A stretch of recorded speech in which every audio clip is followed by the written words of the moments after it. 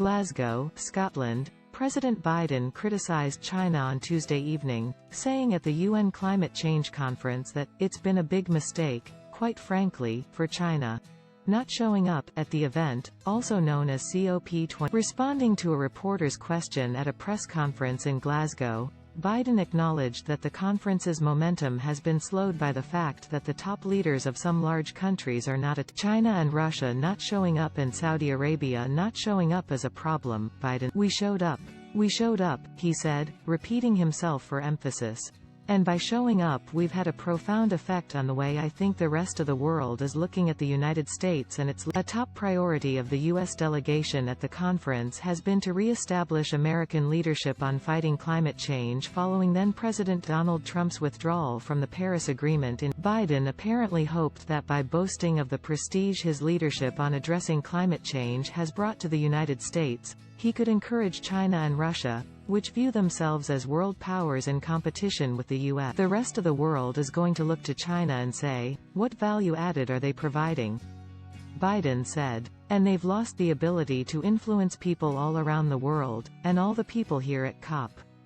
The same, I would argue, with regard. China is currently the world's largest emitter of greenhouse gases that cause global warming, while the U.S. is the second. Russia is the fourth largest, and Saudi Arabia ranks ninth. Russia and Saudi Arabia are also both major producers of oil and gas for export, while China manufactures products that are consumed worldwide, so the scope of the three countries' participation in COP26. Technically, all three are participating in COP26, but their heads of state are not there in person, and all three countries have made only tepid, relatively unambitious pledges to reduce their own future emissions.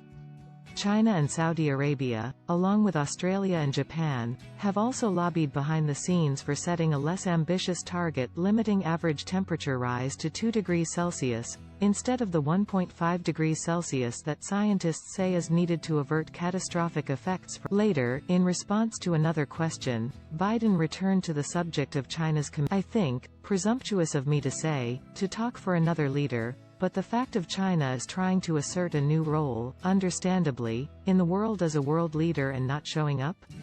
Come on," Biden said with evident disappointment. "The single thing that's gotten the attention of the world is climate, everywhere from Iceland to Australia. You know what I mean? It's just a gigantic issue. And they walked away," he said.